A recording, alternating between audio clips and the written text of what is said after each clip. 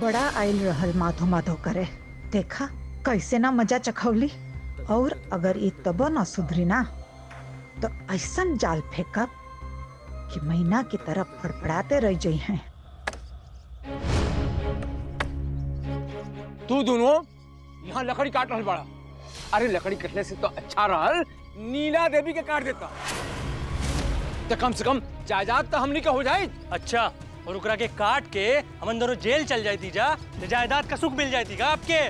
जायदाद हमनी के नाय होई कोनो बात नहीं, लेकिन नीला देवी के नाय होके चाहिए। अब का करे के बाद हम करब, तू लोग बस तमाशा देखा। अरे माधव के खातिर रिश्ता देखल जा रहल बा, ई बात उ लोगन के पता ना बा। ई सब झूठ उ लोगन के मुंह से साफ पता चल रहल बा। अरे दादी जाए दे ना, चुप रही। अब जौन भी हो गया हमने के काले वेदवे के उसे। दादी पोती की झगड़ा फिर से शुरू हो गई का? ना दादाजी ऐसा कुछ भी ना है। अरे माधव का चंदा से शादी का पूरा प्लान बना के आयल बाड़ी उ रमा का परिवारी गांव में। ऐसा कब्बो ना हो सकेला, कब्बो ना हो सकेला। अगर चंदा उ परिवार के बहू बन गई तो आधा जायदाद वो लोग के हो जाएगी। हम सब भी तो वह कर रहल बानी ना दादाजी, जायदाद में हिस्सा लेवे खातिर हम सब भी तो केस लड़ रहल बानी। उस सगरी जायदाद तहरी नाना के रहल, तो हर पापा अच्छा खासा प्रॉपर्टी माधो की माई के नाम से कर देने, राइस मिल फैक्ट्री सब वो लोग के दे देने, हमने के का देने कुछ नहीं। अब का करे के बा ई बताओ। हम जे भी करब बहुत सोच समझ के करब। आई हमनी के कही है कि केहू के कानों कान खबर नहीं होके चाहिए। अगर माधो की शादी हो गई तो सगरी प्रॉपर्टी वो लोग के हो जाए। ऐसे माधो की ब्याह से पहले माधो के छोड़ के हम सबके खत्म कर दे।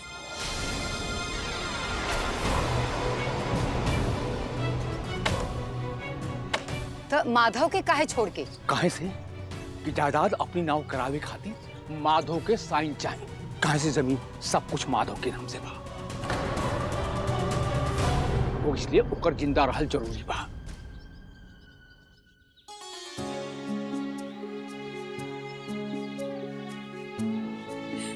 चंदा तो माधव बाबू के पावे खाते काका न कहनी, मंदिर मंदिर जाइनी, मन्नत मांगनी, और बदला में रहुआ के क्या मिली? धुतकार। हे भगवान, रहुआ हमारे साथ ऐसा नाइंसाफी काहे कहनी? ठीक है, अगर रहुआ के ये मंजूर है ना तो ये सही। चंदा अपन गांव वापस जात बन, फिर कब ना आइए। लेकिन चंदा तू अपन माधव बाबू से मिले बिना कैसे जा सकेली?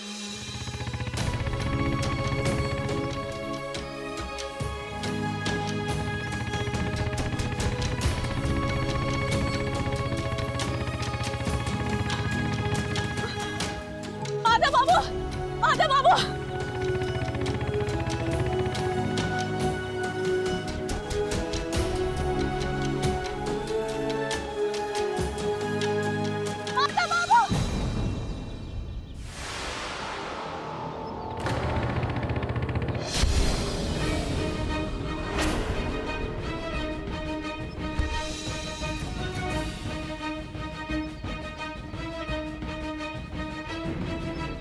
चोट तो ना लगल ना बेटा? अच्छा ये बताइए आप, सड़क कोनो खिले का जगह? अगर हम ब्रेक ना लगाई थी तो अब तक तो सड़क पे काहे आई लू? घरे खेले के चाहते रहे ना? चाचा हम नहीं आई नहीं, ये बोलिया हमके यहाँ ले आयल। बोलिया अपने आपे हवा में उड़ के चले लागल, हम ओकरा पीछे पीछे चलाई नहीं। ओहो, अब हम समझ गए। ई बॉल में पंख लग गई, हाँ? और बॉल उड़त उड़त सड़क पे आ गई। अम्मा कसम हम झूठ नहीं के बोलत। अच्छा ठीक बा बचिया, तुम्हार घर कहाँ? चल हम लेके चला थे।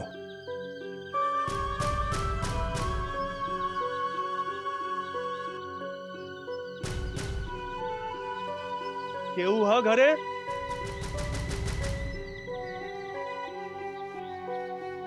नमस्ते। आपकी बचिया खिलत खिलत सड़क पर आ गई लगे। आप लोगन के बच्चन पर ध्यान देवे के चाहिए। ऐसा लापरवाही कुछ हो जाए तब। का करी भैया, ई बहुत शैतान बिया, सुनबे नहीं करत। प्यार से समझेबो तो काहे ना सुनी। अच्छा बेटा, अब आप घर में खेलना, प्रॉमिस करो कि अब सड़क पे कभी नहीं जाओगे, और पढ़ाई भी करोगे, पक्का?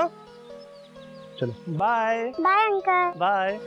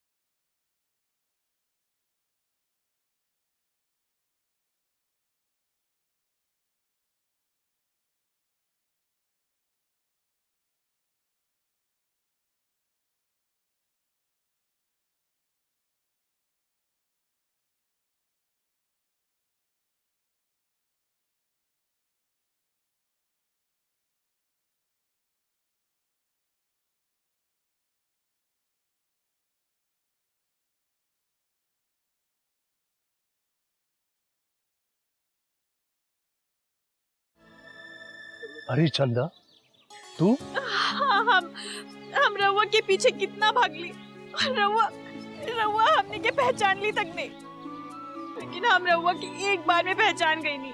ये कबो हो सकेला कि हम चंदा के ना पहचानो? हम तो मजाक करत रहे। मजाक? यो कोई मजाक करे के हवे? यहाँ रउआ के पीछे भागत हमरा गोड़ दुखा गई और हमरा तलवा में जलन भी हो रहा। हाय दैया, मादा बाबू, हमरे एक पैर के पायलिया पहले कहीं गिर गई बा। देखा, अब तो रवा के यकीन हो गई ना कि हम रवा के पीछे पीछे कितना भागली है। हमरा पायल। अच्छा बाबा, रोवा मत, हम तो के नया पायल दे दे। साचो में रवा हमरे लिए नया पायल लेके आई। 100% बाबा, 100%।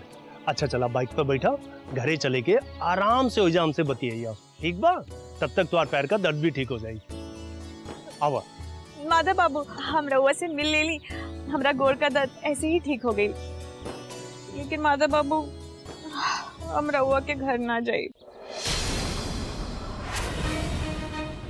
घर ना जाई? मतलब हम समझ ली नहीं। रउआ के कहीं और लेके चली गए है तो चला, लेकिन हम वो घर ना जाए। मतलब कहीं का हो गई? क्यों कुछ बोलस तो क्या? हमरा के तो रउआ के घर से निकाल देली ना। हम कैसे जाई? रउआ के नौकर हमरा के धक्का देली और देखी हमरे के चोट भी लग गई।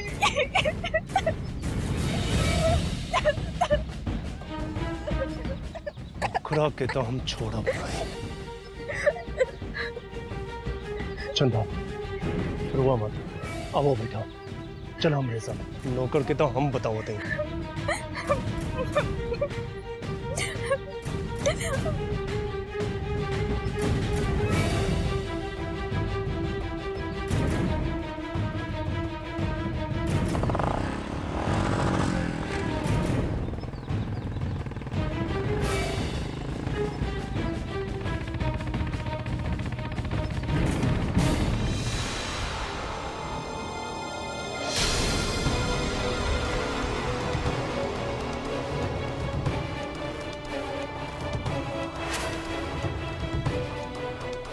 कहाँ हो वो सरे? कहाँ छुपल बाड़ा जा? चंदा के धक्का देके कहाँ छुपल हुआ जा? निकला बाहर! अम्मा, अम्मा,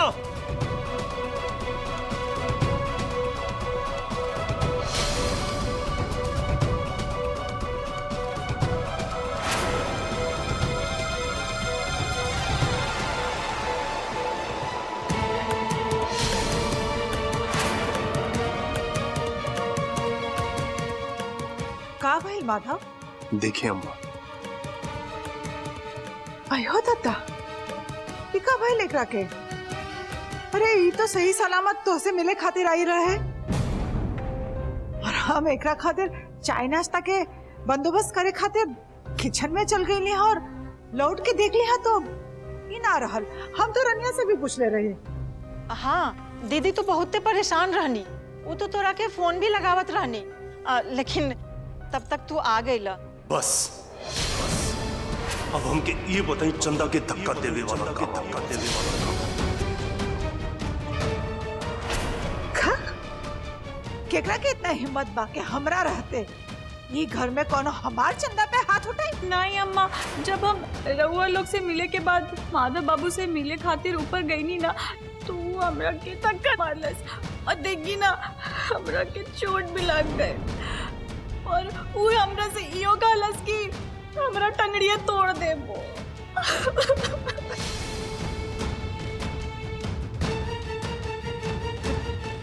एक मिनट, हम देखता नहीं। बंसी, लाला, बंसी। जी मालकिन। तू लोग के इतना हिम्मत कि हमार चंदा पे हाथ उठावलस? बोलत काहे नहीं के? ये आप का कहते नहीं मालकिन, ऐसन पाप तो हम सपना में भी ना कर सकीले। माई क्रिया खा के कहते नहीं, इनकरा के आज पहली बार देखा था नहीं। माधव बाबू ये सफेद झूठ बोला था। हे तो हमरा के ऊपर ना कहला कि यहाँ कोनो माधा साधव ना रहेला। बोला ना। अम्मा सच कहते हैं, ये हमरा से ऊपर में यही बोलस। मालकिन तोहार ये हिम्मत का लागल? का लागल हमार घर के लड़की पे हाथ उठाइबा और हमरा के ना पता चली हम चुप रहब? हाँ? कैसे तुम्हारी इतना हिम्मत के हमारे घर की लड़की पे हाथ उठौलस तू लोग? हाँ? अम्मा,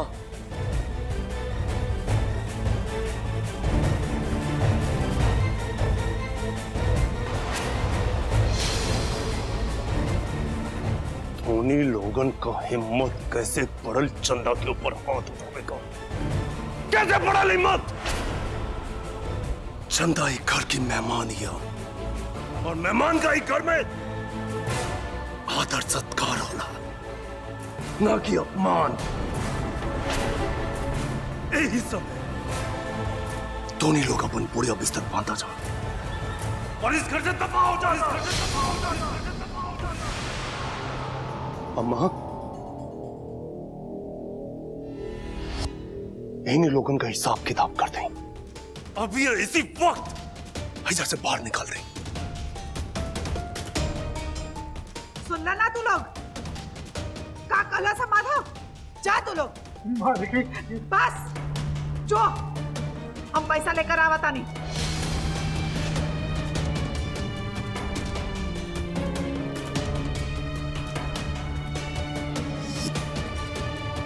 अरे वाह माधव बाबू, अब हमरा के तो पता ही ना रहल कि रउआ चंदा खातिर एगो एंग्री यंग मैन भी बन सकेला। चंदा बहुत खुश बनी। ना चंदा,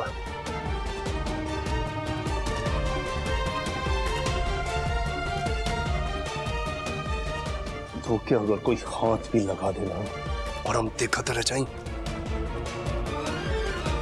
ऐसा कमो ना हो सकेगा। ये लोग क्या समझे कि तो के मार के झूठ बोल के और बच्चे जाइए सब? ये तो अच्छा भइल कि अम्मा मर लिया नहीं लोगन के, नहीं तो हम तो फाड़ डालती।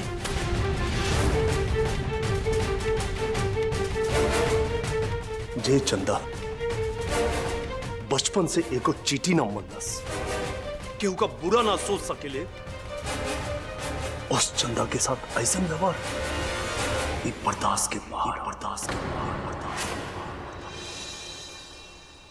बचपन से जैसन तुम्हार मन निश्चल रहे वैसे ही आ जाओ।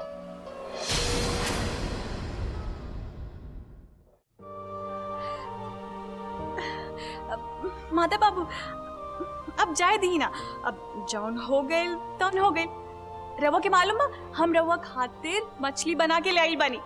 वो फटाफट हाथ मुंह धो ली, हम खाना लगावत है, ठीक है? आज हमो चंदा के कुछ देवल चाहते हैं। हमरा के का दही ना दही। याद बा बचपन में हमनी लोग खट्टा मीठी गोली खाता रहनी जा।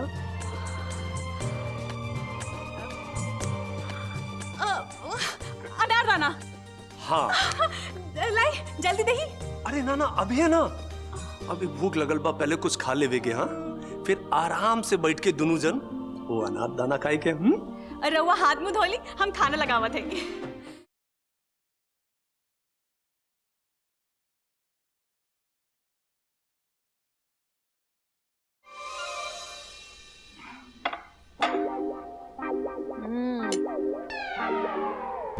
सच में बहुत बढ़िया बनल बा ना। ए जी सुनी ना, अगर चंदवा के पता चल गई कि ओकर बनावल मछरिया हमन का खा गई नी जा, तो एक को बाकी ना छोड़ी। कहीं ऐसा ना हो के कि हमके दोबारा से कुल बनावे के पड़ जाए। कुछ ना हो के एक घर के हम का है पाहुन, मतलब दामाद है। आराम से खा और हम खा जा। अब मछरिया मछरिया था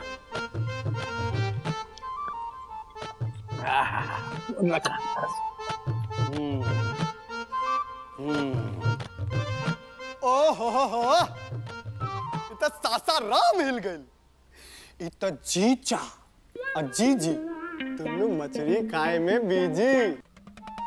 अरे बाप रे, इतना काटा गोलियाल बा कि लागता कि किलो 2 किलो मछली गटक गइल बा पेट के अंदर। का दीदी? एक देख तो हमके नजर मत लगा। देखत नहीं के हम कितना टुकड़ा गइल बानी। ऊपर से तू नजर लगा दे ताकि हमार बंटा धार हो जाए। ए जीजाजी, लागता कि साल भर से रवा खाना नहीं खैले बानी। एक देख अब अच्छा ना हो जे तू जाए जैसे बोलाई अम्मा के। दीदी सासाराम हिला दे से कह देता नहीं। अम्मा के काहे बुलाइबू? हाँ ई जब दोनों जन जब मछली गटकले बाड़ू, ई मछली के आत्मा ना छनछनाता। दोनों जने के पेट में ना रतिया में भूटोल मचा दी। अरे कार्तिक, हम कहनी ना तो से की नजर लग जाए। देख लग गई नजर, देख चला जाए जैसे। सब नाटक बा, भूखाल भूत बड़े सब।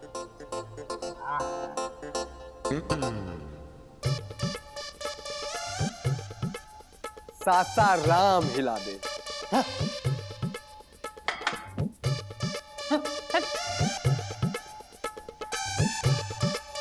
ए जी रहुआ आराम से खाना खाई तो ले हमें टिफिन में अंदर रख के आवत है। हाँ एक काम करिए, संभाल के रखिए, मतलब धो धा के रखिए, समझो।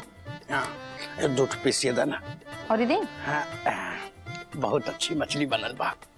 वाह, ऐसे तू बनावा करा। ये लो।